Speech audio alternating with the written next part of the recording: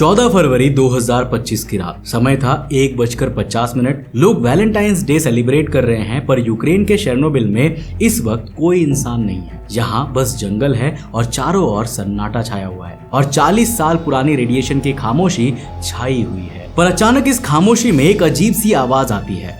दूर से सुनो तो लगेगा जैसे कोई पुराना स्कूटर आ रहा हो, पर ये स्कूटर नहीं है, ये एक ड्रोन है जो एक्सप्लोजिव से भरा हुआ है और ये सीधा उस चीज की तरफ जा रहा है जिसे बनाने में पूरी दुनिया को 30 साल लग गए थे। 45 देशों ने पैसा दिया और 2 बिलियन यूरोस खर्च हुए। एक रेडिएशन को रोकने वाली शील्ड जो शेर्नोबिल इंसिडेंट के बाद न्यूक्लियर प्लांट के चारों ओर रेडिएशन को रोकने के लिए बनाई गई थी। बस कुछ सेकंड्स बचे हैं और ड्रोन तेजी से नीचे की ओर आया और फिर एक तेज धमाका हुआ। उस धमाके ने शेर्नोबिल प्लांट के चारों ओर जानलेवा रेडिएशन को रोकने के लिए बनी शील्ड में एक बड़ा मैसिव क्रैक कर दिया और हाँ, अब उससे शेर्नोबिल का खतरनाक न्यूक्लियर रेडिएशन लीक हो रहा है, जिससे एक इनविजिबल तबाही की शुरुआत हो चुकी है। तो आज के इस वीडियो में हम जानने वाले हैं रिसेंटली हुए शेर्नोबिल न्यूक्लियर प्लांट इंसिडेंट के बारे में कि आखिर ये कितना खतरनाक है और कैसे इससे दुनिया में एक और न्यूक्लियर तबाही की शुरुआत हो सकती है। साथ ही जानेंगे एक ऐसे रेडिएशन शील्ड के बारे में जो करीब 40 साल से इस न्यूक्लियर प्लांट के रेडिएशन को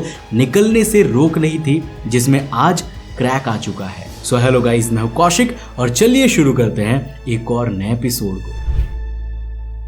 वीडियो में आगे बढ़ने से पहले मैं देख पा रहा हूं कि आप लोग अभी तक सब्सक्राइब नहीं कर रहे हो। यार सब्सक्राइब करना बिल्कुल फ्री है, नीचे सब्सक्राइब वाला बटन है, उसको प्रेस करो और नोटिफिकेशन बेल को ऑन करो। ये इनविजिबल तबाही क्या है, ये समझने के लिए हमें 40 साल पहले जाना पड़ेगा, उस रात जब यहाँ पर सब कुछ बदल गया था। तो 26 अप्रैल 1986 रात के 1:23 पर शेर्नोबिल पावर प्लांट के अंदर रिएक्टर नंबर 4 में एक सेफ्टी टेस्ट चल रहा था और टेस्ट के दौरान कुछ गलत हो गया, जिसको रोकने के लिए ऑपरेटर्स ने इमरजेंसी शटडाउन बटन दबाया। नॉर्मली ये बटन रिएक्टर को बंद कर देता है, पर इस रिएक्टर में एक ऐसी खराबी थी जिसके बारे में ऑपरेटर्स को बताया ही नहीं गया था। बटन दबाते ही रिएक्टर बंद होने की जगह और तेज हो गया। बस 3 सेकंड में रिएक्टर की पावर नॉर्मल से 100 गुना ऊपर चली गई और फिर धमाका हुआ, इतना तेज कि रिएक्टर का 1000 टन भारी ढक्कन हवा में उड़ गया, जिससे बिल्डिंग की छत फट गई और शेर्नोबिल पावर प्लांट में चारों तरफ आग लग गई और रेडियो एक्टिव मटेरियल सीधा आसमान में जा पहुंचा। यूरोप के साथ कई देशों में इसका असर पड़ा, जिससे सैकड़ों लोगों की जान चली गई,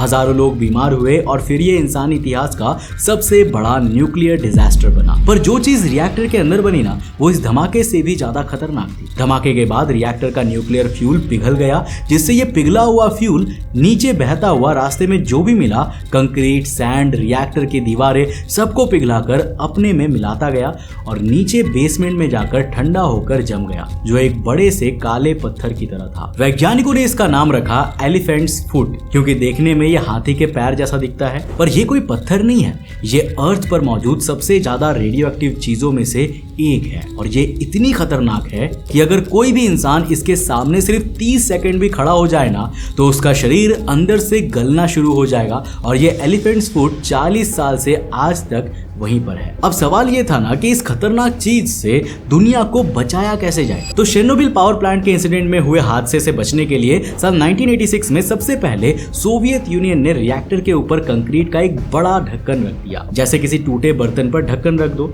इसे सार्कोफेगस बोला गया, पर यह जल्दबाजी में बनाया गया था। कुछ ही सालों में इसमें दरारें आने लगी, बारिश का पानी अंदर जाने लगा और ये खुद ही टूटने लगा। तो सवाल ये था कि अब क्या करें। तो ऐसे में सोचा गया कि एक ढक्कन टूट रहा है तो उसके ऊपर एक और बड़ा ढक्कन रख सकते हैं, और यही किया गया। दुनिया ने मिलकर एक ऐसी शील्ड बनाने का फैसला किया जो इस टूटे हुए ढक्कन और उसके अंदर के एलिफेंट्स फुट दोनों को ही ढक कर रख सके, वो भी पूरे 100 साल तक। यार कब तक दूसरों के वीडियोस देख देख कर सिर्फ समय बर्बाद करते रहोगे? कब तक कमेंट्स में लिखते रहोगे एक दिन मैं भी ऐसा करूंगा? सच बताऊं तो आज क्रिएटर इकोनॉमी में हजारों लोग घर बैठे बैठे क्रिएटिव स्किल्स सीखकर लाखों कमा रहे हैं। कोई वीडियो एडिटिंग कर रहा है, कोई थंबनेल डिजाइन कर रहा है, कोई क्रिएटर्स के लिए कंटेंट बना रहा है, और एक तरफ तुम लोग हो जो हर दिन वीडियोस देखते रहते रहते हो लेकिन खुद कुछ नहीं करते, बस टालते रहते हो कि कल से करूंगा। अब यहाँ पर डिफरेंस टैलेंट का नहीं है, डिफरेंस एक्शन का है। मैं जानता हूँ क्योंकि मैं भी कभी वही इंसान था। ना कोई रोड मैप था, ना कोई मेंटर था, ना कोई सिस्टम था, सिर्फ ट्रायल एंड एरर, गलतियां और सालों की मेहनत। लेकिन आज हमारी टीम 2000 से ज्यादा वीडियोस क्रिएट कर चुकी है, मिलियंस ऑफ लोग हमारे कंटेंट देखते हैं और इस जर्नी में हमने एक सिंपल सा सिस्टम डेवलप किया है। एक ऐसा सिस्टम जो रैंडम ट्यूटोरियल से नहीं, रियल वर्ल्ड कंटेंट क्रिएशन से बना है। इसलिए हमने लॉन्च किया है ATV एकेडमी, जहां हम आपको वही एडिटिंग वर्कफ्लो, वही प्रोडक्शन प्रोसेस और वही प्रैक्टिकल स्किल्स सिखाएंगे जो हम रोज यूज करते हैं। अब यहाँ पर मैं आपसे 1 साल नहीं मांग रहा, मैं आपसे 5 साल नहीं मांग रहा, बस 90 दिन, केवल 90 दिन खुद पर इन्वेस्ट करो और फिर देखो तुम सिर्फ वही कंटेंट कंज्यूम करने वाले इंसान रहते हो या फिर कंटेंट क्रिएट करने वाले इंसान बन जाते हो। अब डिसीजन तुम्हारा है, अगले 90 दिन भी वैसे ही निकल जाएंगे। सवाल सिर्फ इतना रहेगा कि क्या 90 दिन बाद तुम वही होगे या एक कंप्लीटली नए स्किल के साथ खड़े होगे। देखो, अगर तुम सीरियस हो अपने फ्यूचर को लेकर ना, तो हम तुम्हारा इंतजार कर रहे हैं। Welcome to ATV academy, link description box में है, या इस बार कोड को स्कैन करो और जाओ antarikshtv.com पे, यूज करो coupon code ATV30 for maximum discount और आज ही सिक्योर कर लो अपनी सीट, क्योंकि मौका बार बार नहीं मिलेगा। जाने से पहले दोस्तों, अगर आप भी अपना फ्यूचर सिक्योर करना चाहते हो और कुछ नया सीखना चाहते हो तो अभी भी आपके पास समय है, लिंक डिस्क्रिप्शन बॉक्स में है, जाओ और यूज करो coupon code ATV30 for maximum discount. और इस शील्ड का नाम रखा गया न्यू सेफ कन्फाइनमेंट यानी NSC। अब जरा इस NSC के साइज को इमेजिन करो। ये लगभग 108 मीटर ऊंचा है, मतलब 35 मंजिला की बिल्डिंग जितना बड़ा, और 257 मीटर चौड़ा है। इतना बड़ा कि अंदर स्टैच्यू ऑफ लिबर्टी खड़ी कर दो तो भी ये छत से ना टकराए। ऊपर से इसमें 36,000 टन स्टील लगा हुआ है और साथ ही फ्रांस की 2 बड़ी बड़ी कंपनी से मिलकर इसे डिजाइन किया है और 45 देशों ने इसमें पैसे डाले हैं। पर इसे रिएक्टर के पास बनाना पॉसिबल नहीं था क्योंकि वहां रेडिएशन बहुत ज्यादा था, तो इसे रिएक्टर से दूर एक सेफ जगह पर 2 हिस्सों में बनाया गया। फिर दोनों हिस्सों को जोड़कर एक खास प्लेटफॉर्म पर रखकर धीरे धीरे खिसकाते हुए रिएक्टर के ऊपर ले जाया गया। 2016 में ये अपनी जगह पर पहुंची और रेडिएशन लीक को पूरी तरह से सील कर दिया गया। यह स्ट्रक्चर इतना मजबूत है कि सबसे तेज तूफान भी इसे हिला नहीं सकता, बड़े से बड़ा अर्थक्वेक भी इसे गिरा नहीं सकता। अगर -43 डिग्री सेल्सियस की ठंड हो या +45 डिग्री की गर्मी हो, तब भी इसे कोई फर्क नहीं पड़ेगा। पर अब सुनो सबसे इंटरेस्टिंग बात, इस NSC की असली ताकत इनके मोटे स्टील में नहीं है। इसकी असली ताकत एक ऐसी चीज में है जो इसके अंदर छुपी हुई है, और वही इनविजिबल चीज इस पूरी कहानी को इतना डरावना बनाती है। तो देखो, NSC एक सिंपल दीवार नहीं है, इसमें 2 लेयर्स है, बाहर स्टील और अंदर स्टील की मोटी लेयर्स और बीच में एक मोटा प्लास्टिक पैनल। साथ ही इन लेयर्स के बीच में 12 मीटर्स का एक खाली गैप है जिसके अंदर स्पेशल मशीन्स लगी हुई हैं जो हवा को कंट्रोल करती है। ये मशीन्स गैप के अंदर की हवा को बाहर की हवा से ज्यादा प्रेशराइज्ड करके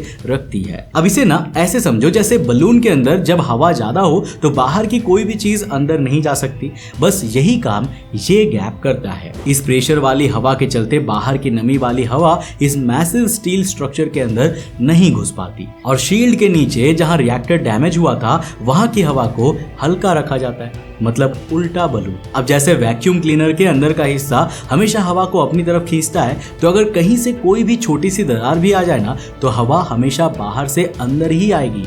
रेडियो एक्टिव धूल कभी बाहर नहीं निकल सकती। इसके अलावा एक और बड़ी वजह है नमी, मतलब हवा में मौजूद पानी। अगर नमी इस 36,000 टन के स्टील फ्रेम तक पहुंच गई तो स्टील में जंग लगना शुरू हो जाएगा, और अगर जंग लग गया तो धीरे धीरे ये पूरा स्ट्रक्चर कमजोर होकर गिर सकता है। इसीलिए भी गैप के अंदर की मशीन्स हवा से नमी भी निकालती रहती है, मतलब अंदर हमेशा सूखी हवा रहेगी, कोई नमी नहीं, कोई जंग नहीं और कोई खतरा भी नहीं। ये पूरा सिस्टम एक इनविजिबल दीवार की तरह काम करता है। जब तक ये सिस्टम चालू है, चेर्नोबिल का रेडिएशन कभी भी बाहर नहीं आएगा और बाहर की दुनिया में सभी सेफ रहेंगे। पर अगर किसी ने भी इस इनविजिबल दीवार को तोड़ दिया ना, तो वो न्यूक्लियर तबाही दोबारा शुरू हो जाएगी जो चेर्नोबिल इंसिडेंट के होने पर हुई थी। और एग्जैक्टली यही हुआ उस रात। जब ड्रोन एनएससी की छत से टकराया तब बॉम्ब फटा और ड्रोन के बचे हुए फ्यूल में आग लग गई, जिससे बड़ा धमाका हुआ और छत पर कई मीटर बड़ा होल बन गया। वो इनविजिबल दीवार जो बाहर की हवा और नमी को रोक रही थी वो एक झटके में खत्म हो गई और बाहर की ठंडी नमी वाली हवा सीधा अंदर घुसने लगी। अब जैसे बलून में सुई चुभो दो तो सारी हवा बाहर निकल जाती है, वैसे ही एनएससी का पूरा एयर कंट्रोल सिस्टम 1 सेकंड में बेकार हो गया। और सिर्फ छेद ही नहीं बल्कि धमाके ने आसपास 200 स्क्वायर मीटर एरिया में पैनल्स और जॉइंट्स भी तोड़ दिए। और ठीक छेद के नीचे जो चीज थी ना वो थी मेन क्रेन, दुनिया की सबसे बड़ी रिमोट कंट्रोल न्यूक्लियर क्रेन, जिसका काम था कि आने वाले सालों में एलिफेंट्स फुट को सेफली बाहर निकाले। वो क्रेन भी धमाके में बर्बाद हो गया। पर अभी तक जो हुआ वो तो बस शुरुआत थी। असली खौफनाक तबाही तो तब शुरू हुई जब एक्सप्लोजिव के धमाके ने दोनों स्टील लेयर्स के बीच वाले 12 मीटर्स के गैप में जो वाटरप्रूफ मटेरियल और इंसुलेशन लगा हुआ था उसमें आग लगा दी। अब ये स्टील की 2 लेयर्स के बीच में जल रही है, बाहर से दिखती नहीं लेकिन पानी डालो तो पहुंचता नहीं। एक घोस्ट फायर जो मेटल के अंदर छुपकर धीरे धीरे फैल रही। अब इसे बुझाए कौन और कैसे? यूक्रेन की इमरजेंसी सर्विस ने 570 से ज्यादा फायर फाइटर्स और क्लाइंबर्स को भेजा, 50 से ज्यादा स्पेशल गाड़ियां आई। अब इमेजिन करके देखो, फरवरी की रात यूक्रेन की कड़ाके की सर्दी, माइनस में टेम्परेचर, बर्फ गिर रही है और ये 570 लोग 100 मीटर से ज्यादा ऊंचाई पर स्टील स्ट्रक्चर पर चढ़े हुए हैं, माउंटेनियरिंग रोप्स से लटके हुए हैं, हाथों में एंगल ग्राइंडर्स हैं। वो बाहर की स्टील लेयर में छोटे छोटे होल्स काट रहे हैं ताकि अंदर जलती आग तक पानी पहुंच सके। नीचे देखो तो रिएक्टर 4 का रेडियो एक्टिव अंधेरा है जो सैकड़ों फीट गहरा और नीचे बस अंधेरा है जहां एलिफेंट्स फुट है। हर वर्कर के शरीर पर एक छोटी मशीन लगी हुई है जो रेडिएशन काउंट कर रही है। 1 मिनट ज्यादा रुके ना तो इतने रेडिएशन शरीर में चला जाएगा कि बीमारी पक्की है। इसलिए हर वर्कर्स को स्ट्रिक्टली लिमिटेड टाइम में काम करके नीचे आना होता है। फिर दूसरा वर्कर ऊपर जाता है। 24 घंटे बिना रुके 21 दिन तक। इन 21 दिनों में इन लोगों ने करीब 330 होल्स काटे। एनएससी की भारी लेयर में यूरोपियन यूनियन ने 10 लाख यूरो से ज्यादा का इमरजेंसी गियर भेजा। फिनलैंड, जर्मनी, पोलैंड, स्लोवेनिया से radiation suits, special meters, decontamination systems आए। ये लोग अपनी जान दांव पर लगाकर इस शील्ड को बचा रहे थे। पर यहाँ एक और बड़ी प्रॉब्लम थी। आग बुझाने के लिए इन्होंने स्ट्रक्चर के अंदर पानी डाला, उसी स्ट्रक्चर में जो बना ही इसलिए था कि अंदर कभी पानी पहुंचे ही ना। जो सूखा रहने के लिए डिजाइन हुआ था वो पानी से भर रहा था। मतलब शील्ड बचाने के लिए इन फायर फाइटर्स को वो काम करना पड़ा जो शील्ड को सबसे ज्यादा नुकसान पहुंचाता है। सोचो कितनी मजबूरी रही होगी उन लोगों के सामने। अब बात करते हैं 7 मार्च 2025 की। तो 21 दिन बाद आग बुझ गई। मीडिया ने कहा रेडिएशन लेवल्स नॉर्मल है, कोई खतरा नहीं है और दुनिया ने राहत की सांस ली और शेरनोबिल के न्यूक्लियर पावर प्लांट में हुए इंसिडेंट को भूल गए। पर जो लोग साइंस समझते हैं ना उनके चेहरे पर राहत नहीं थी, बस डर था, क्योंकि वो जानते थे कि असली तबाही तो अब शुरू होगी। और वो बिल्कुल सही थे। तो दिसंबर 2025 में IAEA यानी दुनिया की सबसे बड़ी न्यूक्लियर सेफ्टी एजेंसी ने अपनी रिपोर्ट दी और उस रिपोर्ट ने सबको हिलाकर रख दिया। IAEA के डायरेक्टर जनरल रफाल ग्रोसी ने खुद साइट को विजिट करके ये कंफर्म किया कि एनएससी ने अपनी सबसे जरूरी ताकत खो दी है। वो अंदर की खतरनाक चीजों को रोकने में अब केपेबल नहीं है। अब समझो क्या हो रहा है। 6 मीटर का original blast hole, fire fighters के काटे हुए 330 होल्स, इन सब ने मिलकर उस 12 मीटर वाले गैप की सारी हवा निकाल दी है। वो बलून इफेक्ट जो बाहर की नमी को रोक रहा था वो अब खराब हो चुका था, जिससे हवा कंट्रोल करने वाली मशीन्स और नमी हटाने वाला सिस्टम सब बंद हो गया था। अब बाहर की नमी वाली हवा, बारिश का पानी, बर्फ, सब कुछ फ्रीली अंदर जा रहा है, सीधा 36,000 टन स्टील तक। और जहां नमी पहुंची वहां जंग लगना शुरू। एनएससी के लीड इंजीनियर एटम सीरी ने बताया कि स्टील में तेजी से जंग लग रही है, स्ट्रक्चर कमजोर हो रहा है। 100 साल चलने वाला स्ट्रक्चर अब तेजी से गल रहा है। इसीलिए ग्रीन पीस के न्यूक्लियर एक्सपर्ट शॉन बर्नी ने वार्निंग दी कि अगर ये जंग ऐसे ही बढ़ती रही ना तो एनएससी कोलैप्स हो सकता है, और अगर एनएससी गिरा तो उसके अंदर का पुराना कंक्रीट ढक्कन भी गिरेगा, और अगर वो गिरा तो रेडियो एक्टिव धूल का एक बड़ा बादल बनेगा। एलिफेंट्स फुट का मटेरियल हवा में जाएगा, इतना कंटामिनेशन होगा कि आसपास का इलाका कई पीढ़ियों तक किसी काम का नहीं रहेगा, कोई क्लीन अप पॉसिबल नहीं होगा। तो अब ये रिपेयर कैसे होगी? और यही वो हिस्सा है जहां सिचुएशन सबसे ज्यादा इम्पॉसिबल लगती है। तो इंजीनियर्स ने 6 तरह की बड़ी बड़ी रिपेयर्स बताई, जिसमें blast hole, 330 fire fighters hole, टूटी हुई बाहर और अंदर के लेयर्स, जली हुई वाटरप्रूफ मटेरियल्स जो बहुत रेयर है, टूटे बोल्ट्स और जॉइंट्स भी शामिल हैं, और साथ ही हवा कंट्रोल करने वाले पूरे सिस्टम को दोबारा चालू करना होगा ताकि गैप में फिर से हवा टाइट हो और नमी बाहर रहे। और सबसे लास्ट में वो मेन क्रेन ठीक करना होगा जिसके बिना एलिफेंट्स फुट को निकालना इम्पॉसिबल है। अब इस सब का खर्चा ना कम से कम 500 मिलियन यूरोस का है और अमेरिका ने 100 मिलियन डॉलर्स देने का वादा किया है। फ्रांस ने 10 मिलियन यूरोस दिए हैं, पर पैसा तो आधी प्रॉब्लम है।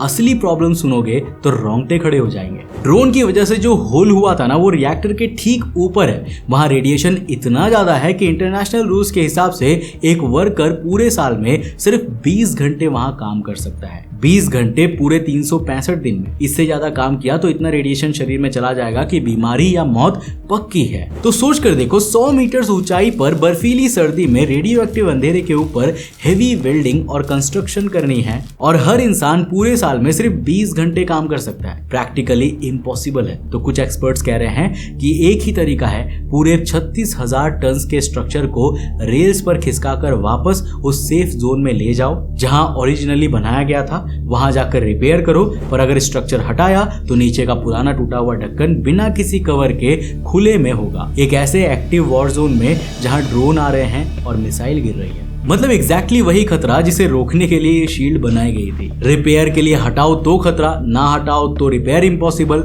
मतलब दोनों तरफ से तबाही सेट है। और सबसे जरूरी बात यह है कि टाइम बहुत कम है। जब एनएससी बनी थी तब स्टील पर जंग रोकने के लिए स्पेशल कोटिंग लगाई गई थी, लेकिन उस कोटिंग की एक्सपायरी अगले कुछ सालों में आ रही है। इंजीनियर्स कह रहे हैं कि अगर 2030 तक सारी रिपेयर्स पूरी नहीं हुई तो जंग इतना फैल जाएगा कि रोकना इम्पॉसिबल हो जाएगा। फिर ये पूरा स्ट्रक्चर छोड़ना पड़ेगा और नया बनाना पड़ेगा। फिर अरबों यूरोस बर्बाद हो जाएंगे और लेबरर्स की मेहनत भी। अब एक बार रुककर पूरी पिक्चर देखो। 1986 में रिएक्टर फटा, उसके बाद इंसानों ने 40 साल लगाए, 45 देशों ने मिलकर 2 बिलियन यूरो से ज्यादा दिए, हजारों इंजीनियर्स ने जिंदगियां लगाई बस एक काम के लिए कि वो खतरे की घड़ी रोक सके, जो साल 1986 में रेडिएशन लीक से शुरू हुई थी। पर 2025 में एक मिसाइल से हजारों गुना सस्ते एक ड्रोन ने कुछ सेकंड्स में वो घड़ी दोबारा चालू कर दी। इस प्रोजेक्ट के सीनियर एडवाइजर एरिक स्माइमैन ने बाद में बस इतना कहा कि we didn't consider acts of war, मतलब हमने युद्ध के बारे में सोचा ही नहीं था। एनएससी बनाते वक्त हर चीज सोची गई,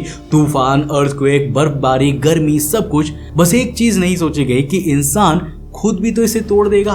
अभी इस वक्त जब आप ये सुन रहे हो ना, चेर्नोबिल के एनएससी के अंदर बारिश का पानी टपक रहा है और 36,000 टन स्टील पर जंग फैल रहा है, जो नीचे अंधेरे बेसमेंट में एलिफेंट फूट पड़ा हुआ है, और 2030 बस कुछ साल दूर है, जिससे पहले एनएससी रिपेयर होना जरूरी है। और अगर ऐसा नहीं हुआ तो प्रॉब्लम को रोकना लगभग इम्पॉसिबल हो जाएगा। तो अब तक आपके लिए इतना ही। अब उम्मीद करते हैं कि ये आगे जाकर सही हो जाए। बट आपको क्या लगता है, नीचे कमेंट सेक्शन खुला है, अपनी राय लिखकर जरूर बताना। अगर वीडियो पसंद आया, कुछ नया सीखने को मिला तो इस वीडियो को लाइक करने के साथ साथ अपने दोस्तों के साथ जरूर शेयर करना। अगर आप नए उस चैनल पे तो इस चैनल को सब्सक्राइब करने के साथ साथ नोटिफिकेशन बेल को ऑन कर देना। और अगर आपको ये वीडियो पसंद आए ना, तो मैं आपको रिकमेंड करूंगा कि आप अगली वीडियो इसे जाकर के जरूर देखना, जिसमें हमने बात किया है माउंट एवरेस्ट के ऊपर पड़े हुए 200 से ज्यादा बॉडीज के बारे में। आखिर माउंट एवरेस्ट के ऊपर इतने सारे बॉडीज क्यों पड़े हुए हैं, उनको नीचे क्यों नहीं लाया जाता है, जानोगे तो आपके होश उड़ जाएंगे। यहाँ पर टैप करो और जाकर के वीडियो देखो, बहुत ही इंटरेस्टिंग है। मैं मिलता हूँ आपको नेक्स्ट एपिसोड में, तब तक के लिए बाय, जय हिंद।